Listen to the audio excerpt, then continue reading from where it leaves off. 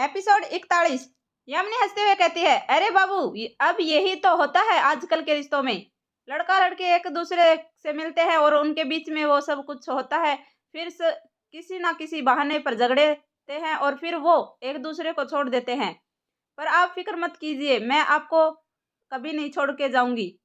अगर आप चाहोगे तब भी नहीं। युग हकराते हुए कहता है, क्या कहा आपने? जो तुमने सुना अभी अभी वही कहा है मैंने। अभी आपने ही तो कहा है ना, मैं आपकी दोस्त हूँ। और आपको एक बात पता है, प्यार रिश्ते भले ही टूट जाते हैं पर दोस्ती के रिश्ते कभी नहीं टूटते। वो सिर्फ 7 जन्म नहीं बल्कि हर जन्म तक चलते हैं।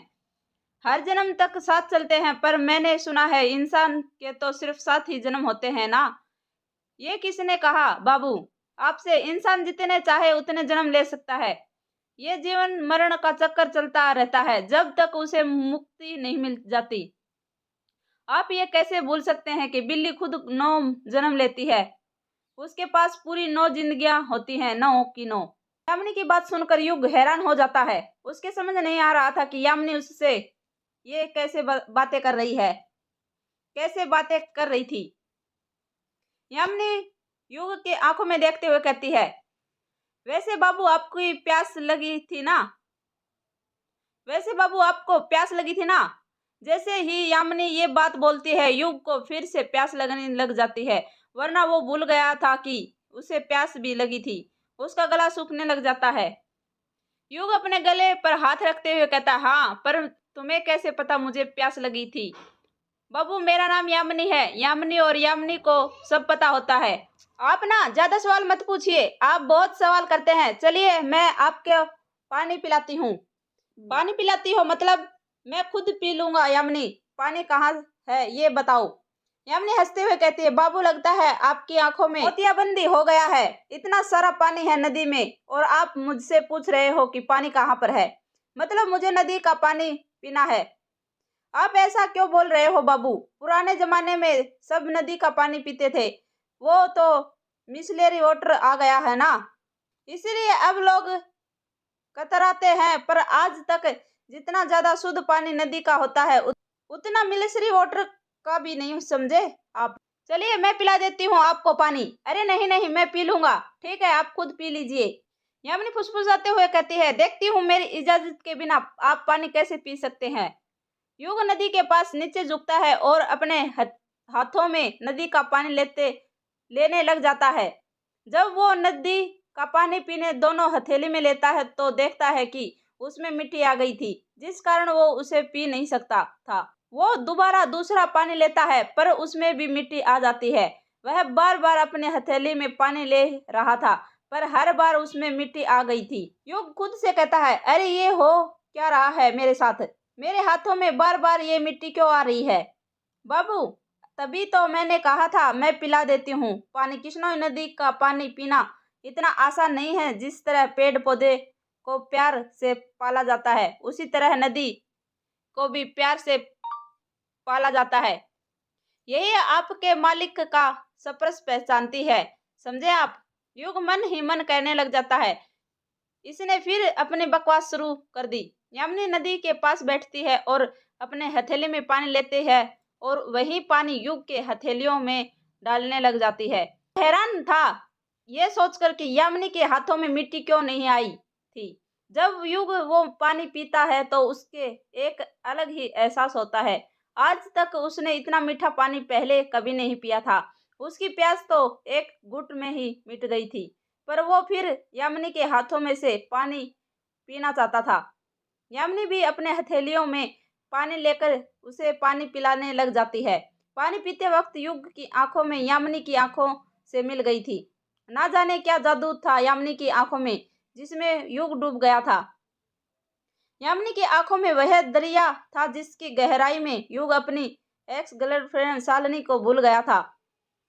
यामिनी हंसते हुए कहती है, अरे बाबू अब बस भी कीजिए वरना पानी पीते पीते आपका पेट फट जाएगा। यामिनी के हंसने पर युग पानी पीना बंद कर देता है और सीधे खड़ा हो जाता है। युग यामिनी की तरफ देखते हुए कहता है, वैसे तुमने सही कहा था यामिनी, जो बात नदी के पानी में है वो मिसलेरी वाटर में नहीं है। इतना मीठा पानी मैंने आज तक नहीं पिया था। युग यामिनी के जवाब आने से का इंतजार कर रहा था, पर यामिनी कुछ नहीं कहती। युग काफी हैरान होता है इस बात के, क्योंकि पिछले 2-3 मुलाकातों में जब भी युग यामिनी से मिलता है तो यामिनी उसकी हर बात का कुछ ना कुछ जवाब देती थी। पहली बार ऐसा हुआ था कि यामिनी ने युग की बातों का कुछ जवाब नहीं दिया था। अचानक से यामिनी हंसते हुए कहती है, चेहरे पर परेशानी आ गई थी। उसे अंदर ही अंदर कोई बात बेचैन करने लग जाती है। युग यामिनी के चेहरे की ये बेचैनी पढ़ लेता है और यामिनी से पूछता है, क्या हुआ यामिनी, तुम कुछ परेशान लग रही हो, कोई बात है क्या? यामिनी अपने आसपास देखते हुए कहती है, कोई आ रहा है युग बाबू। युग अजीब सा मुंह बनाते हुए कहता है, कोई आ रहा है, पर कौन? युग अपने चारों तरफ नजर फिराते हुए कहता है, मुझे तो कोई आता हुआ दिखाई नहीं दे रहा है। तुम्हें कौन नजर आ रहा है और किसकी बात कर रही हो तुम? यामिनी काला जांडी जंगल की ओर इशारा करते हुए कहती है, इस और युग बाबू, जंगल के अंदर से कोई आ रहा है। युग कुछ सोचते हुए कहता है, जंगल के अंदर से कोई आ रहा है, पर कौन? वो भी इतनी रात को? मुझे तो कोई दिखाई नहीं दे रहा है। तुम्हें कोई कहाँ दिखाई दे रहा है? तुम्हारी तबीयत तो ठीक है ना यामिनी? रात के समय तुम्हारी नजरों को कुछ हो तो नहीं गया है ना? यही सब बोलकर युग अपने कदम जिस और यामिनी ने इशारा किया था उसी ओर बढ़ने लग जाता है। युग काला जांडी जंगल की झाड़ियों के पास पहुंच गया था। उसे अभी समझ नहीं आ रहा था कि यामिनी किसकी बात कर रही थी। जब युग झाड़ियों के पास पहुंचता है तो देखता है कि झाड़ियों के हलचल हो रही थी। यह देखकर युग भी रोंगटे खड़े हो जाते हैं। उसके समझ नहीं आता कि इतनी रात में जंगल के अंदर कौन होगा, कहीं कोई खूंखार जानवर तो नहीं आ। फिर यक्षिणी झाड़ियों के अंदर और ज्यादा हलचल होने लग जाती है। युग की सांसें उस हलचल को देखकर थम सी गई थी। झाड़ियों में और तेज हलचल होने लग जाती है। जब झाड़ी की हलचल खत्म होती है तो युग देखता है कि उसके सामने वर्चनसली और चार्ली खड़े हुए थे। उन्हें देखकर युग की जान में जान आती है। युग अपने सीने पर हाथ रखते हुए कहता है, अरे आप लोग हैं, आपने तो मेरी जान ही निकाल दी थी। वर्चनसली युग को घूरते हुए कहती है, तुम कौन हो और इतनी रात में यहाँ पर क्या कर रहे हो? मैं युग हूँ और मैं यहाँ पर यामिनी। इतना कहकर युग वर्चनसली और चार्ली यामिनी से मिलने के लिए पीछे मुड़ने लग जाते हैं। जब वो पीछे मुड़ते हैं तो उसकी आंखें फटी की फटी रह जाती हैं। उसे अपनी आंखों पर यकीन नहीं होता है कि यामिनी वहां से गायब हो चुकी थी। यामिनी वहां पर नहीं थी। युग मन ही मन सोचने लग जाता है कि ये यामिनी कहाँ पर चली गई है, अभी तो यहीं पर थी। वर्चनसली युग से पूछती है, कौन युग? युग वर्चनसली के सवाल का कुछ जवाब देता उससे पहले ही चार्ली कुछ याद करते हुए कहता है, कहीं तुम वही युग तो नहीं हो जिसे गिरवी कोठी का दरवाजा खोला है? युग अपने आप पर शर्मिंदा होते हुए कहता है, हाँ मैं वही युग हूँ जिसने गिरवी कोठी का दरवाजा खोला है। चार्ली अपने चेहरे पर हंसी लाते हुए कहता है, अरे मैडम जी, ये वही है जिसे यक्षिणी को आजाद किया है।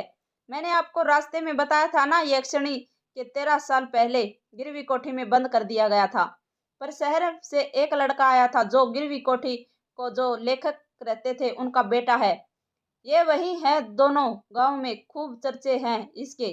गांव वाले तो कब से इसे गांव से भगा देते, पर ये दलीप जी के बेटे की तरह है ना, इसलिए कोई कुछ बोलता नहीं।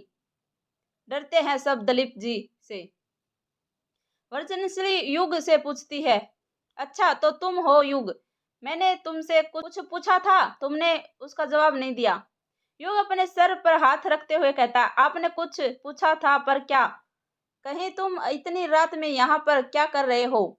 युग के मन में ख्याल आता है कि वो उन दोनों को यामिनी के बारे में बताए, पर अगले ही पल वो समझ जाता है कि वो दोनों कभी उसकी बातों पर यकीन नहीं करेंगे। वैसे भी पुलिस वालों का काम होता है कि वजूद शक करना, बेवजह शक करना।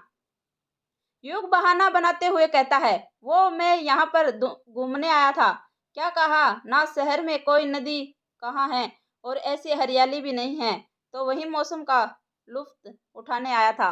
वचनश्री युग को घूरते हुए कहती है, बड़ा वक्त लगा ये बताने में कि तुम यहाँ पर घूमने आए हो। सच सच बताओ, तुम यहाँ पर घूमने आए हो या सुराग मिटाने? युग हैरानी के साथ कहता है, क्या कहा? सुराग मिटाने? ये क्या बोल रही हो? और नहीं तो क्या? ये बताओ कि पूरे जंगल में बस एक गिरवी कोठी ही है ना जहां पर लोग रहते हैं? आस-पास और कोई घर नहीं है। हाँ, ये गिरवी कोठी ही है।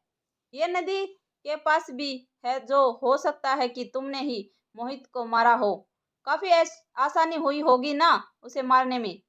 ये आप क्या बोल रही हैं? भला मैं मोहित को क्यों मारूंगा? मेरी उसके क्या दुश्मनी है?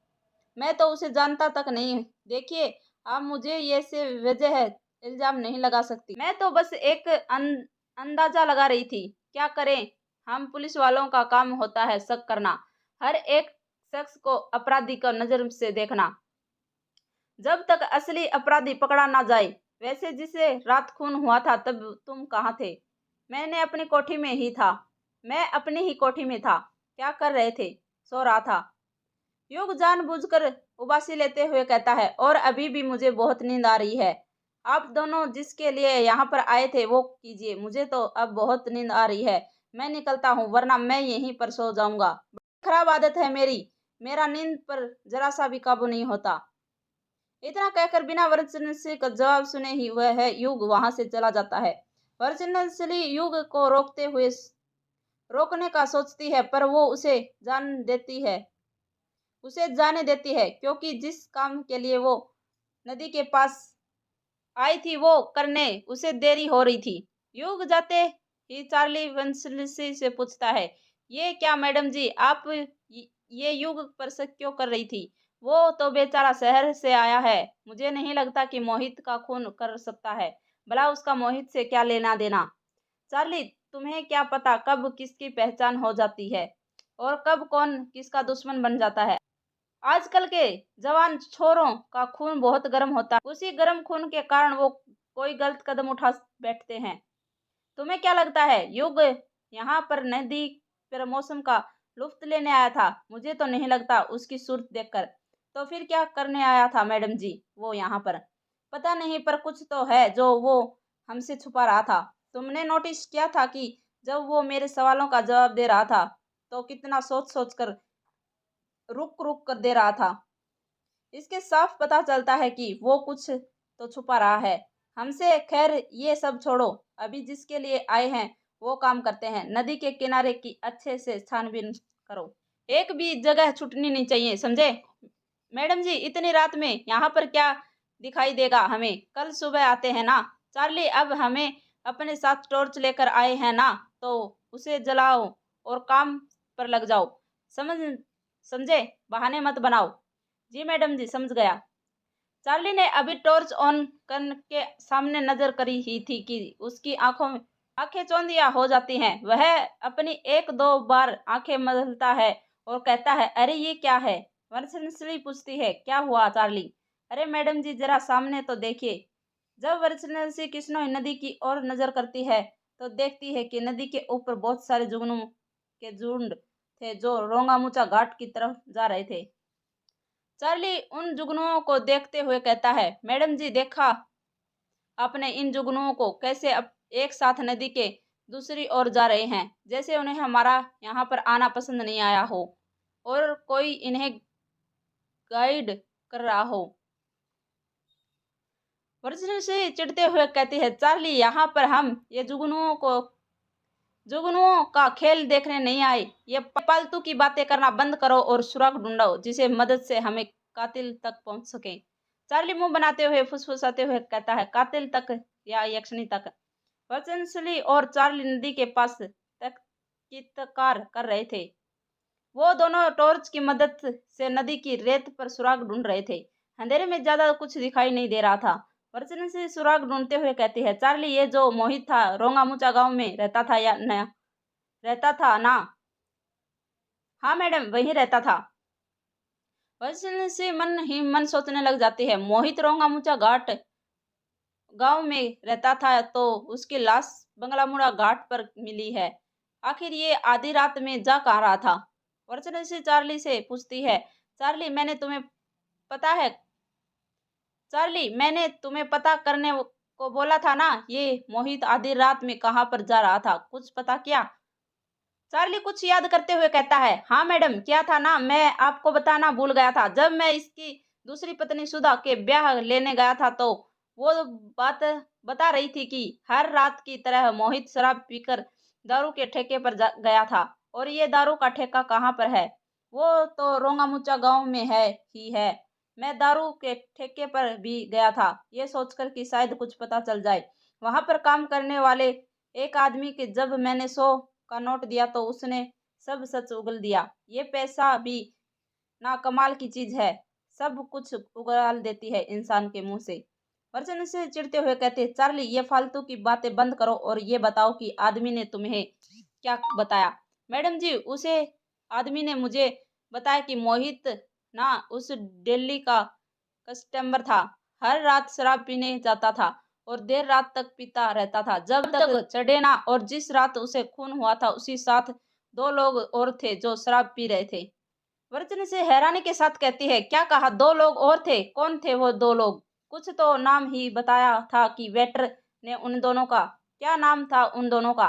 चार्ली जल्दी बताओ, क्या नाम था उन दोनों का? चार्ली अपने दिमाग पर जोर देने लग जाता है पर उसे कुछ याद नहीं आता। चार्ली अपने सर पर हाथ रखते हुए कहता है, सॉरी मैडम, मैं भूल गया। वो क्या है नाम? मुझे भूलने की बीमारी है। अक्सर मैं कभी कभी कुछ ना कुछ भूल जाता हूँ। चार्ली, तुम ना तुम्हारी ये भूलने की बीमारी को तो याद करो उन्हें दोनों के नाम। और यदि याद नहीं आता तो कल सुबह होते ही सबसे पहले ही उस आदमी के पास जाओ और उससे उन दोनों का नाम पूछो। हो ना हो, जितना मुझे लगता है जरूर वही खूनी होंगे। मोहित के दोस्त ही अक्सर दुश्मन बन जाते हैं, पीने के बाद तो कुछ ज्यादा ही। अब हमें खूनी का ज्यादा दूर नहीं है अब हम खूनी से ज्यादा दूर नहीं हैं। इतना कहकर वंशनी अपने कदम आगे बढ़ाने लग जाती है। अभी वो 1-2 कदम ही चली थी कि तभी उसकी नजर रेत पर पड़ी। रेत पर कुछ था, कुछ ऐसा जिसके देखकर वंशनी के होश उड़ गए थे। उसके कदम वहीं पर थम गए थे जहां पर वो खड़ी हुई थी।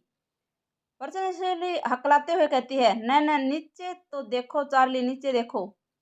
जब चार्ली अपनी नजर नीचे करता है तो वो भी हक्का बक्का रह जाता है। उसकी भी आंखें खुली की खुली रह जाती हैं। वो घबराते हुए कहता है, हे भगवान। धन्यवाद दोस्तों, अगर मेरी वीडियो पसंद आए तो लाइक कमेंट से सब्सक्राइब कर लेना।